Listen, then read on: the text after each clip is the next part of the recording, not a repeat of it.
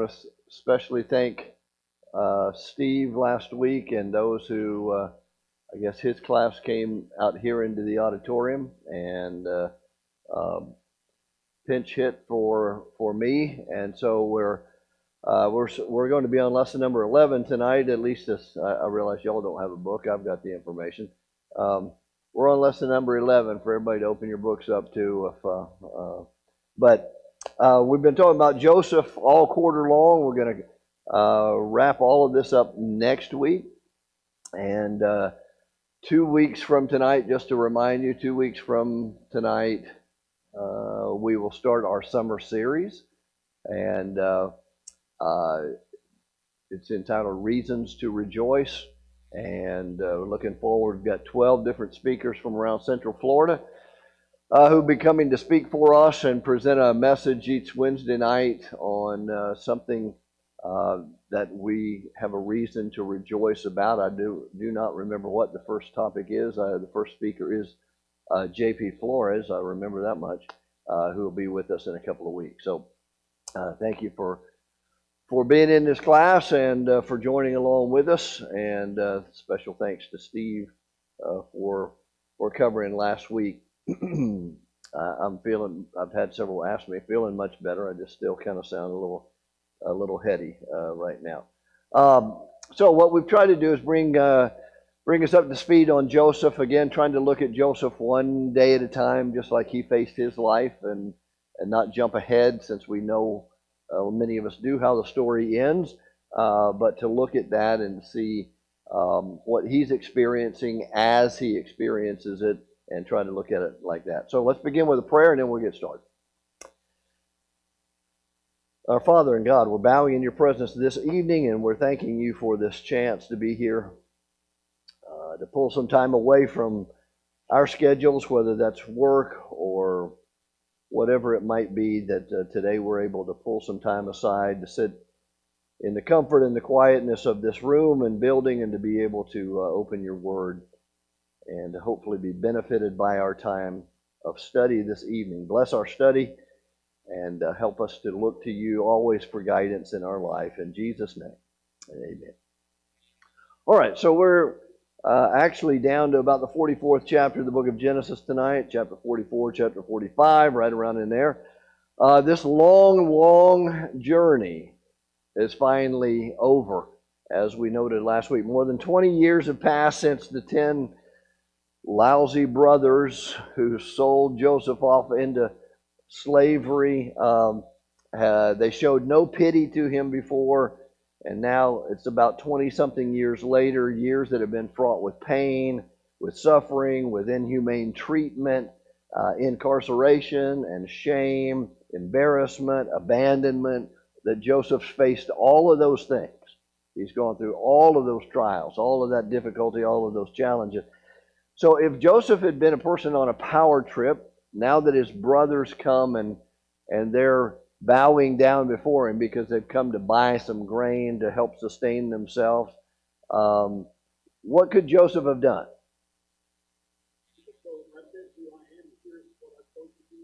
Okay, yeah, he could have just brought it right up to them. I told you one day before you were going to bow down to me, and look, here you are bowing down. Okay, what else could he have done? Basically anything he wanted to. He was Pharaoh's right-hand man, as it were. I mean, he could have, off with their heads. He could have put them in jail. He could have done any number of things, had them all beaten, whatever was at his disposal. But the divine record says in chapter 45, verses 1 and 2, "Then Joseph could not restrain himself before all those who stood by him, and he cried out and said, 'Make everyone go out from me.'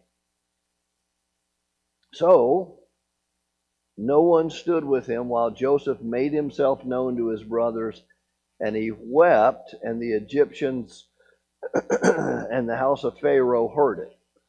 Now, I mean, Joseph's overcome by the emotion of this moment.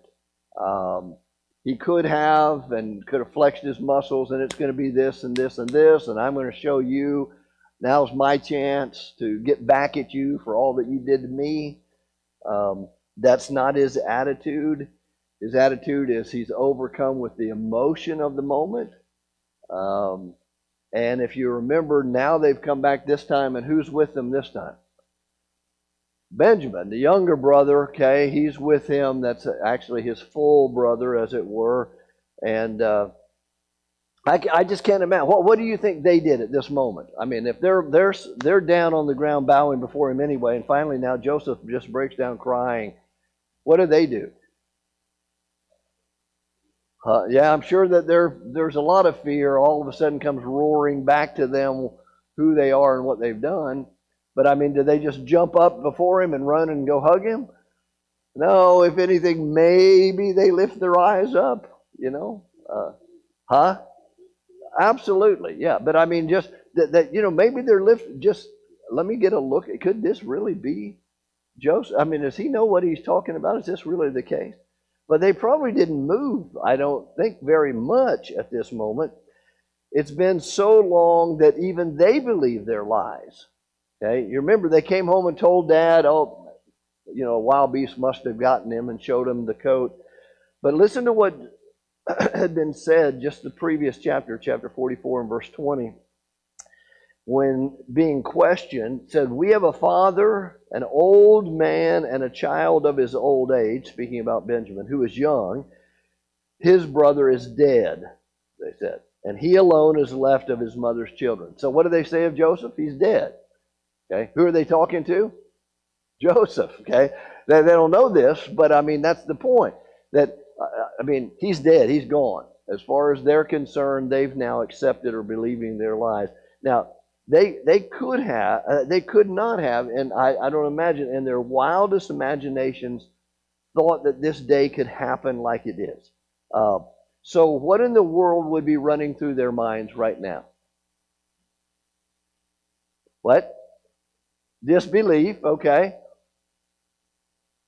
He's going to kill us, okay. I mean, that has to be partly my thoughts. If I'm one of the brothers thinking, uh-oh, I mean, that's the first thing that comes to mind. Uh-oh, this is it, okay. I mean, it's going to come back on me now some way. I mean, I don't know what he's going to do to me, but uh-oh. Just can't imagine it would be much more than just the fear of all of that. Yeah.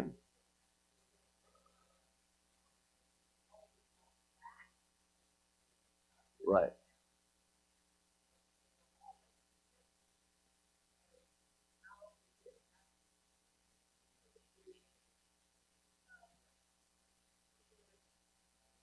That's right.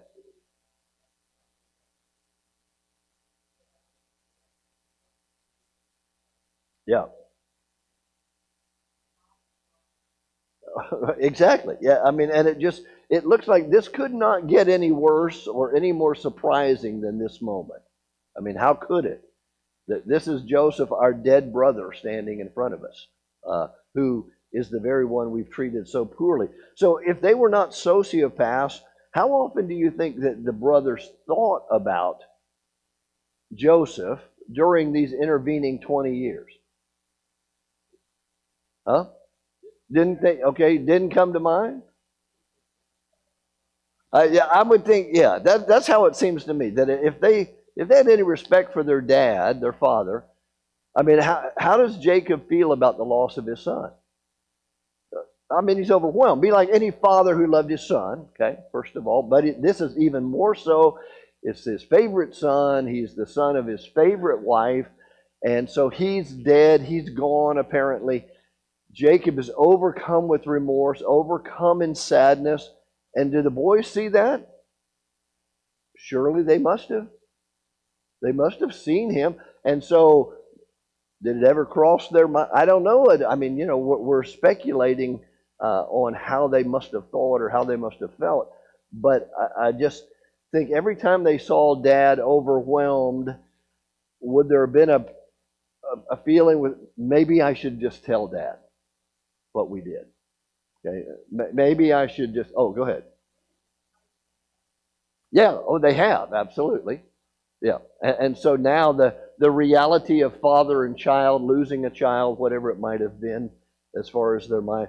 So, I just think that they might have wondered, I can't take this anymore. I've got to tell Dad. I've got to get this off of my conscience. Okay, I've got to get this out. I don't know. Uh, but it's hard to come to grips sometimes with things in our past. And that would be all of us. Steve.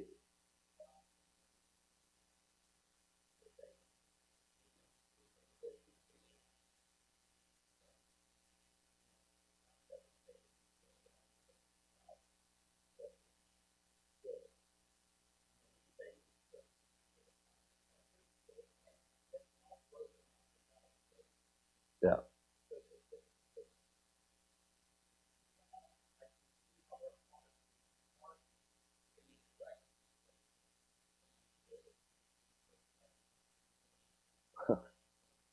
Okay. Yeah, it could certainly could be. Yeah. And part of this is too, though, when they do come back and they say, "Hey, we've got to go back and take Benjamin this time." What does Dad say? No, no, no, no. You can't take Benjamin, okay? And so, I mean, obviously there is this special connection to Rachel and to her children and how he feels. But the boys, whatever their attitude is, they've just glossed it over for these years. They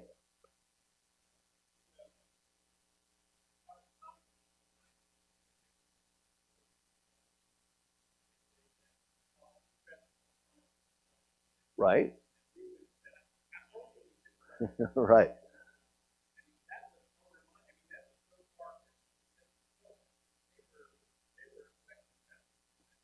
That's right.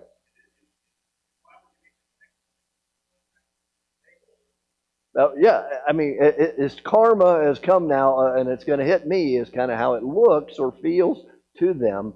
We're going to have to deal, and this is our fault. This is our fault. We brought this on ourselves, so this is what's happening. But what Joseph essentially says is, no, get up and give me a hug. I mean, it's kind of a whole different scenario than what you think. Okay, Joseph doesn't make them wait any longer. In chapter 45, verse 3, Joseph says, I am Joseph. Is my father still alive? Okay. Stunned, and it seems that they would be staring at him, slack jawed, not knowing what to say or what to believe. But his brothers, it says, could not answer him because they were dismayed in his presence. I mean, this is absolutely mind exploding to them after 20 something years that here Joseph is standing and he's the one telling them this. I'm Joseph. Hey, is Dad still living? And they just can't they can't even answer. They don't know what to say. Okay, Joseph. This couldn't be Joseph, could it? I mean, they have to be thinking every neuron, every synapse in their brain is firing, their minds exploding with all kinds of thoughts. Verse 4 says, I am Joseph, your brother, whom you sold down in Egypt. Okay, so Joseph hasn't forgotten how he got here, right?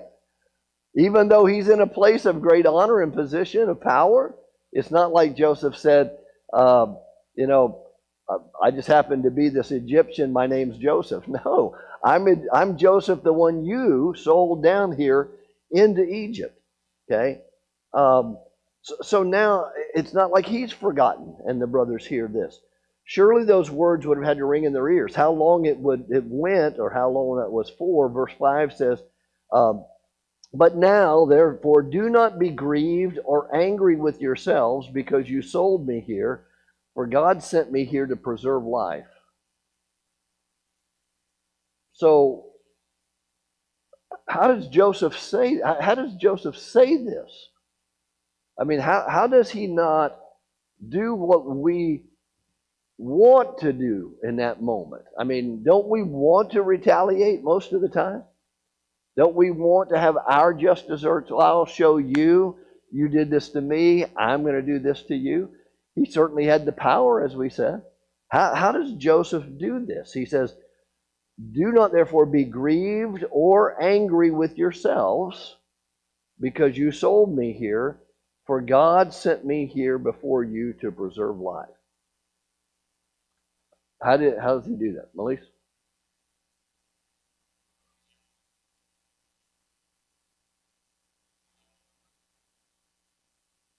Okay, all right, probably was. I mean, when we talked before, when they first appeared, it almost seems like, I mean, some people, I mean, was Joseph just toying with them when he held them and said, you got to bring your brother and all that? Or is he really conflicted? I think he's a man conflicted and doesn't exactly, he wants to do the right thing, but he doesn't do the right thing. He wants to do the right thing, and he, what do I do? How do I do? Finally, he releases them and lets them go. I mean, that's how it seems to me, that he's just a real man going through real emotions. And now, this long journey, he says, okay, I'm Joseph. I'm the brother you sold down there into Egypt. But don't worry, basically. All right, Richard?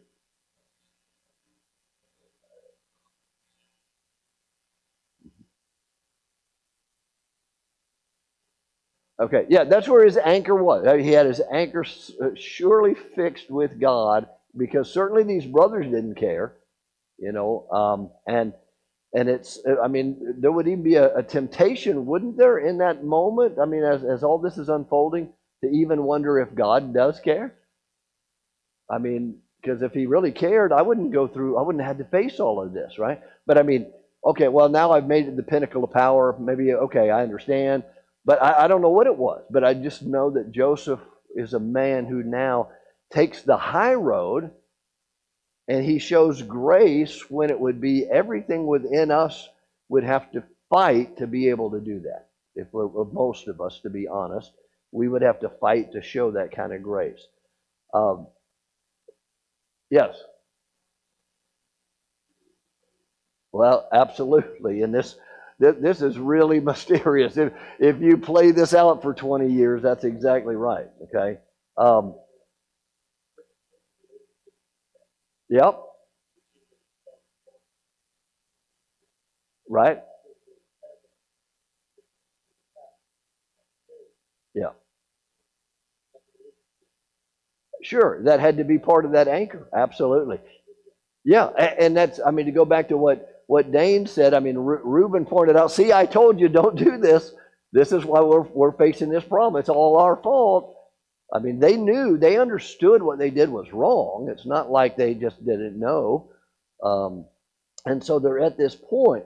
So, but the point for us, and what I want us to see, is the challenge that we have oftentimes of letting go of the past. Somebody does something to me, it's a hard thing for me to just move on and let that go, okay? And to take the high road and to have the attitude of grace like Joseph does. Oftentimes our response, I don't mean just me, but oftentimes our response is, you did this to me, I'll do this to you. Okay? I mean, that's kind of the, if you will, natural response. We have to fight that off to be the more godly response. Jerry.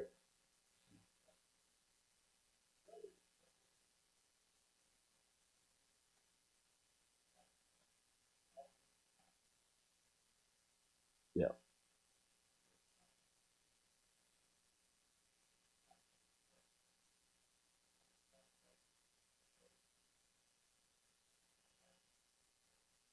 Right. Right. I mean, this grace and love and forgiving spirit that Joseph has is admirable. That's why, I mean, he's one of my heroes, if not one of my biggest heroes in the Bible. Just, it's amazing what he goes through, and that he's able to turn the page and say, "Hey, don't worry, okay? I got this thing." Kind of. Yes, sir, Drew.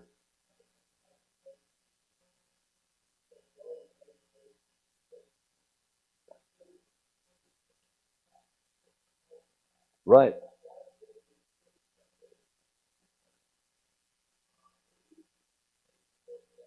Right. That's exactly right. Yeah. We don't all want to live in Oto. I'll live across the street, okay? Whatever. But I mean, I don't, exactly. How close do we want to be to this situation and what's going on here? But Joseph's, I mean, it's an amazing, again, don't fail to see just how amazing he is in his attitude and his response when he could have just squashed him like a bug, okay?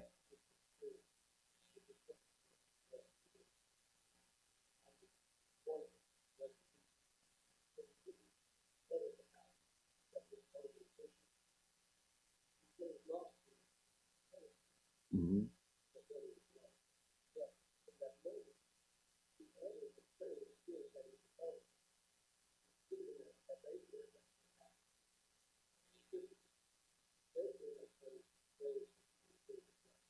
Yeah. Yeah. Could have been any. Right. Yeah. Yeah. And I don't. Yeah. We don't know. We do know that they heard what was going. They heard him crying, and they did whatever that meant in their minds, or however that unfolded in their minds. I think there's an embarrassment as well as a I want to say just the closeness bond of family. This is our time, okay? And I mean, in the sense of kind of kicks out the other officials, and he has his time with them. But um, at a moment like this, we might understand Joseph's prior decision to leave the past in the past, um, but trying to address those things and trying to deal with the fallout of it. Sometimes it's easier just to ignore the past, okay, and act like it didn't happen. But Joseph doesn't act like it didn't happen, okay? It's not like Joseph just is ignorant and he's forgotten all of this. He has amnesia and he doesn't remember it. He knows you're the ones who sold me down here. You're the ones who did this. You're the ones who are feeling guilty, but don't lay that to heart. Don't be grieved and angered over that because I'm in a place that I can do something about it. And so I'm going to take the high road and I'm going to allow this to you to be forgiven and so on. All right, Steve.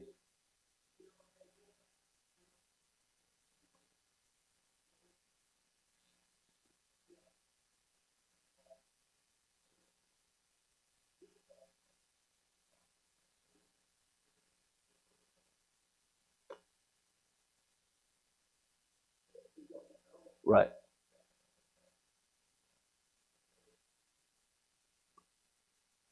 Well, yeah, there's a lot of things that, I mean, that are just not revealed as far as the day-to-day emotion, the thought, whatever it was.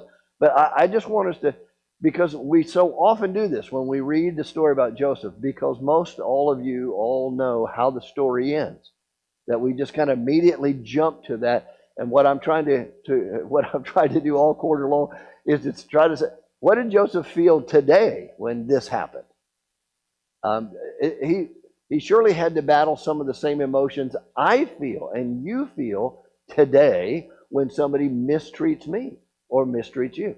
How do you feel? Just like, oh, okay, fine. No, I mean, we don't feel just like everything's okay. We have a reaction within us, whether right or wrong, how we're going to deal with that. And Joseph, amazingly, is able to handle these emotions in such a way of taking such a high road here that it is astounding his forgiveness, his love, his following after the Lord, if you will. Yeah. So,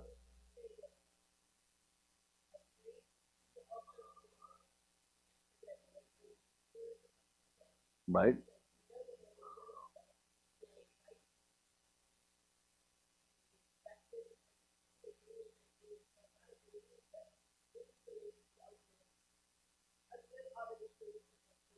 Right.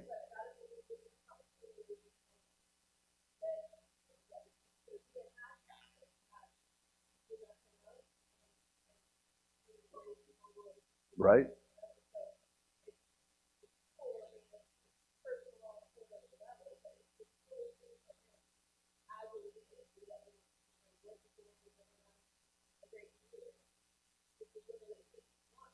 Right.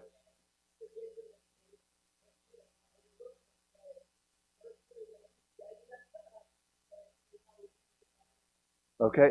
Yeah. And isn't that a lot like? I mean, realistically, isn't it a lot like a real good parent? I mean, that a parent says you messed up, okay, and might even have to be disciplined for what you did in messing up. But it's not like I'm going to hold this against you the rest of your life. Hopefully not. Anyway, that a parent's able to move on and say, so let's turn the page and let's okay, today's a new day, and that's kind of what Joseph is doing here. I know you meant it for evil. You tried this to cause a problem for me, and in essence, he could said, and it did. I went through a lot of troubles. I went through a lot of problems, a lot of trials, but God set me here for this reason. Go ahead.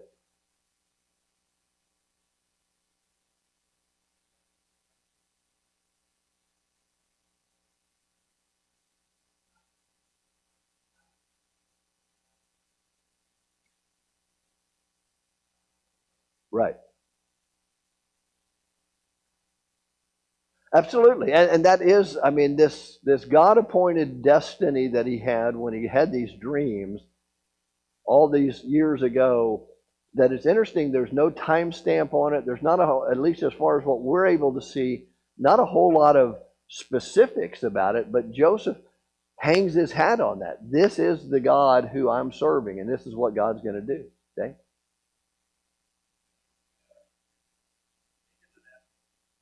Mhm. Right. Right.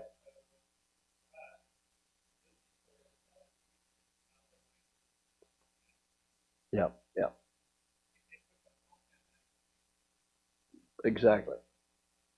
Yeah. Absolutely. And the Lord offered the forgiveness long before we asked it of Him. Exactly. Okay. Carl.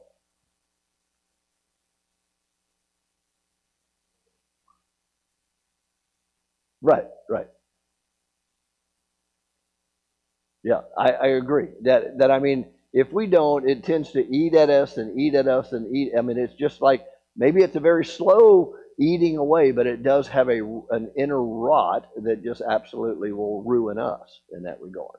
Uh, so Joseph is able to move on. A really good point from Dane. You know, he didn't say stand there and wait. Okay, so what are you guys going to say to me first? He just, I'm Joseph. Is dad still alive? And he sees them just overwhelmed and says, look, I get it. I understand. You're grieved. You've messed up. You've done some stupid things. But God put me here in this place. So don't sweat it. Don't be overwhelmed by this. But Joseph moves on. He allows them to do likewise. He extends to them this gracious offer. Go get dad and all that you have. Come down with all that you have and live down here for free. I'll provide for you. I'll give you everything you need. I mean, talk about a magnanimous offer.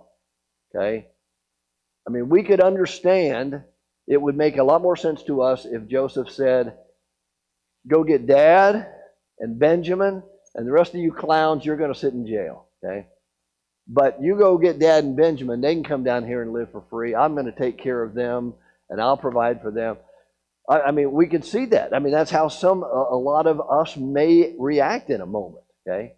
But Joseph sets this great example. You go down, you get everything, get everyone, bring them down here, and I'll take care of you. I'll give you everything that you need. Notice he didn't say Dad and Benjamin can move here, but you can't. So when the talking was done, it says at verse 14, he fell on his brother Benjamin's neck and he wept, and Benjamin wept on his neck. Okay, so there is this immediate bond with his full brother Benjamin. Okay, and so he's just overcome emotionally. You can see this, right? You can understand this.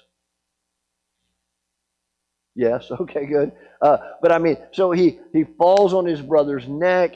I mean, they hug, they embrace. There's weeping between the two, and you know you can almost see the other brothers thinking, "What? Uh-oh." Okay. Yeah. I mean, you can see that. Uh-oh. Because yeah, I get it. I get it. He's got a special relationship to Benjamin. I get this. Okay. But then it says, moreover, at verse 15, he kissed all of his brothers and he wept over them. So Joseph doesn't just hang on to Benjamin and cry and you know express their love and concern for each other. Then he moves on to the next one. He moves on to the next one. He gives Judah a hug. Judah was the one who concocted the whole plan to sell him down into slavery. He gives him a hug and kisses him. He gives Reuben a hug and Reuben a kiss. Reuben's the oldest brother. Well, he's the one who's supposed to be responsible. He should have prevented all this from happening to Joseph. Yes, he gives Reuben a hug. He gives Reuben a kiss. He forgives all of them and allows them to move on. So we can choose to forgive or not. I mean, the point is for us. It's not, Joseph's story is done, okay? The real story, I mean, is for us. You and I can choose to forgive people or choose not to forgive people. We have the opportunity or the option in front of us. Joseph sets the example and says, this is what you ought to do. And it even says it can be done when we sometimes think, oh, there's no way I could ever forgive this person. Okay? He said this or she did that or whatever it is. No way I could ever forgive them. Joseph says, look at me. Look what I can forgive. And if I can do it, you can forgive. Okay? So we can choose to forgive or not. So how does this extending of forgiveness allow you to move on with your life if you extend forgiveness? How does it allow you to move on? I mean, it kind of goes back to what Carl said a few minutes ago. What? Something?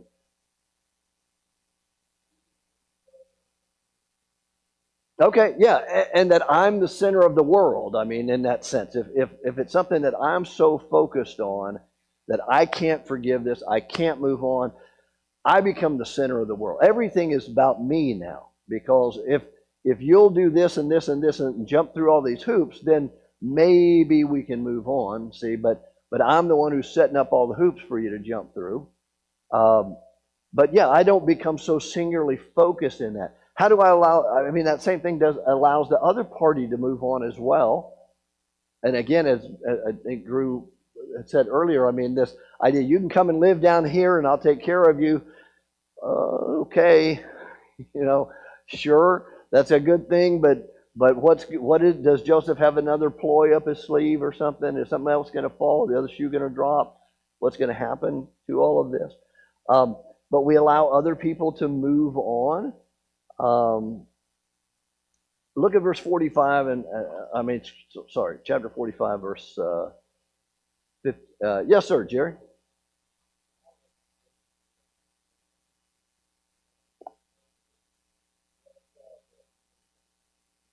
Right.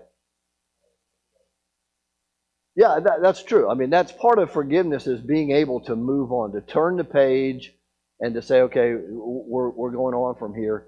Verse 15, when it says, he kissed all of his brothers and he wept on them, and afterwards his brothers, what? Talked with him. I mean, there's got to be a lot said in those three words, that they talked with him. What do you think they talked about? I mean, I don't know. The scriptures don't tell us. They talk, I mean, are they looking down at the ground and they're kicking the dirt because they just can't look at him eye to eye? Or are we talking about Dad, things that Dad went through? Do you get the impression that Joseph is rubbing salt in the wound when he does this? No, I don't think so. I mean, it doesn't seem like it. Hey, by the way, how did you guys feel every time you saw Dad break down crying? I mean, that's not Joseph. That's not what he's saying, I don't believe, at this moment. He could have said that and could have made it even harder on his brothers, but it says, and he talked with them. I don't know what they talked about, but I just know that there was talking going on, and there was probably not just, boy, it's been hot out today. I'm not assuming that that's where the direction of the conversation went. But the point of all of this is, and don't hold on to anger. To be able to extend grace and offer forgiveness to the people who offend you, the people who sin against you, the people who do you harm and do me harm. I can allow that to move on I can move on in my life if I choose to. Okay.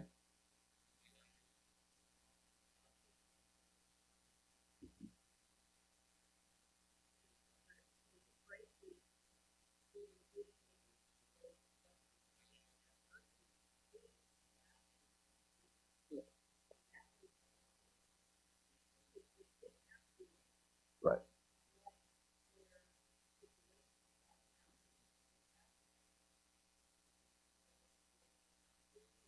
Right.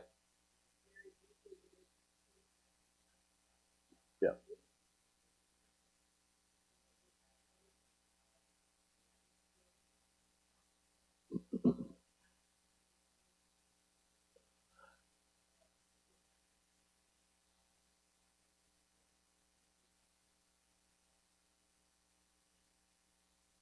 Okay. I think that's a great point on that. The first point about mercy and grace, that sounds way too educated for me. So you probably got that from your dad. He probably told you that. That's right. So, but I mean, this whole concept of that's a great point. I mean, he didn't have to. He never had to reveal himself to them. You know, he could have either sold them grain, let them go on their way, or said, "No, you're not going to buy grain from us," and let them go on their way. And they've never, ever, ever, ever thought that was Joseph they were talking to. And they could have just gone on their way the rest of their life and felt like, our brother's dead. I mean, as they even said. But, I mean, he didn't have to do any of this.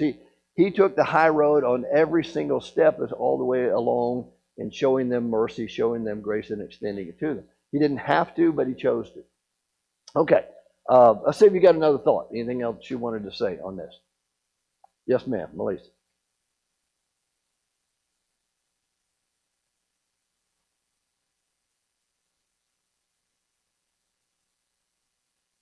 Right.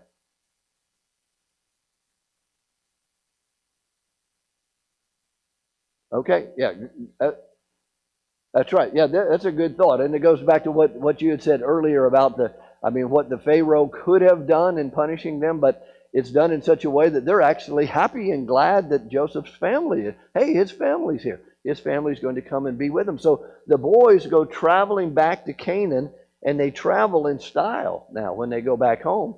Joseph gave them carts laden down with great provisions. On top of that, he gave them all new clothes.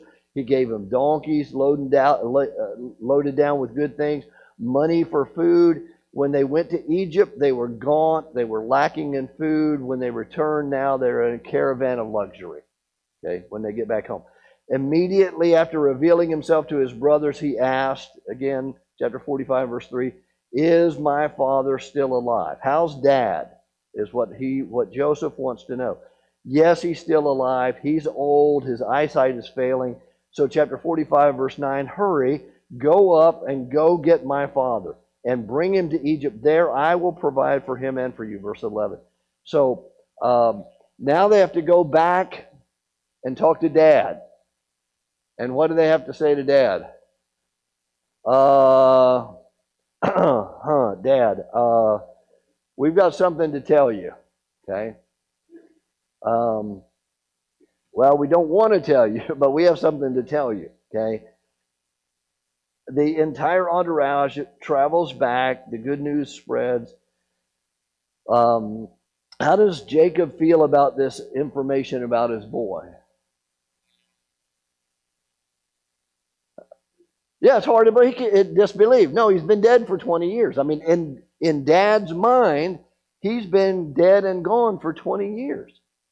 Oh, by the way, Joseph's down in Egypt. He wants us to come live with him. And your reaction is, okay, fine. No, it's like, do what? Who? What? Huh? I mean, you're trying to process this information that's coming to you. What's that? That's right. He's the ruler of Egypt, by the way, Dad. I mean, that's why we're driving in style today when we came in this Mercedes that has all this stuff. But Joseph is still alive, and he is the governor, chapter 45, verse 26, of all of Egypt. And it says that Jacob's heart stood still. Okay? I mean, Jacob just cannot believe this information, cannot process this information that's just been given into him. I mean, it's thrilling news, but how does this happen? This cannot be, because I know my son is dead. I saw his tunic. I saw it covered with blood. The boys told me this. We moaned and we cried and we did whatever for all of these years. Jacob just didn't believe the words. They must be mistaken. It cannot be true. I mean, how in the world could this possibly be? So at verse 27 and 28, finally, after much convincing, by the way, it says, "And the spirit of Jacob their father revived, and he said unto him, It is enough. Joseph, my son, is still alive. I will go see him before I die." So Jacob has one item on his bucket list, and that is, I want to see Joseph before I die. Okay. I mean, okay, he finally accepts the news. How many times did they have to tell Dad? I don't know. You know, I mean, how much convincing they had to do, because his first reaction is, no, that's not possible. This cannot be. Um, so the brothers have to, at least to some degree, play out the misconduct of what they did to Dad. Gwen?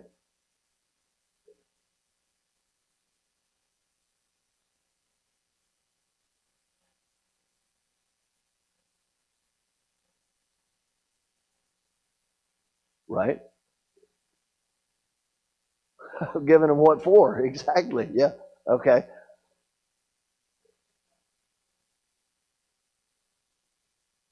That's right. Yeah, this really is the case. Okay, Dane's going to disagree with you. No, no, he's not. Go ahead, Dane.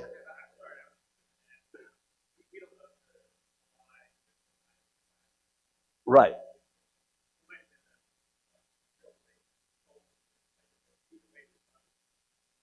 Right. Yeah, you would never envision that he is now the leader in Egypt. I mean, that would never, ever, ever come to your mind after you sold him to Ishmaelite travelers who are going down on their way to Egypt. No telling what, if anything. I mean, he's a dead man. He's gone. Okay. I mean, that's the obviously the thought. So, I mean, that brings us to the point. We're going to stop here tonight of when now Jacob's going to go down. And he finally does get to go see his son. Okay. Um, and we'll. Without letting you know what happens at the end, okay? Yeah, that's right. You can finish reading the book of Genesis to take you up to the very end, because we actually have to kind of cram a little bit extra since I missed last week into next week's lesson. All right. Anything else we ought to say tonight that you want to bring up? Yes.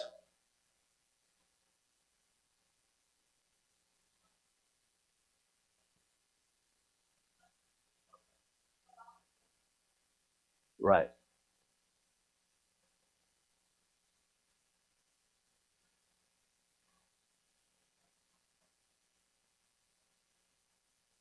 Yeah.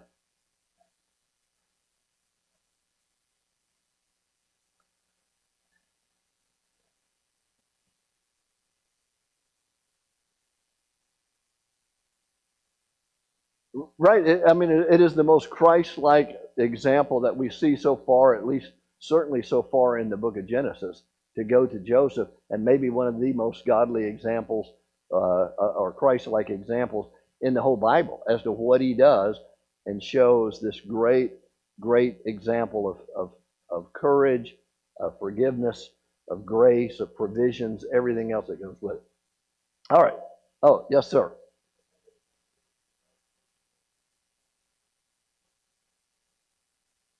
What did Joseph have to lose? Is that?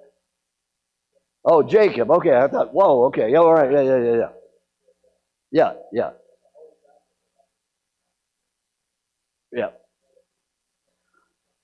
Well, and just this whole concept that, yeah, my son is down there. This will be the final. I mean, I couldn't ask for anything better to happen in my life, for my life.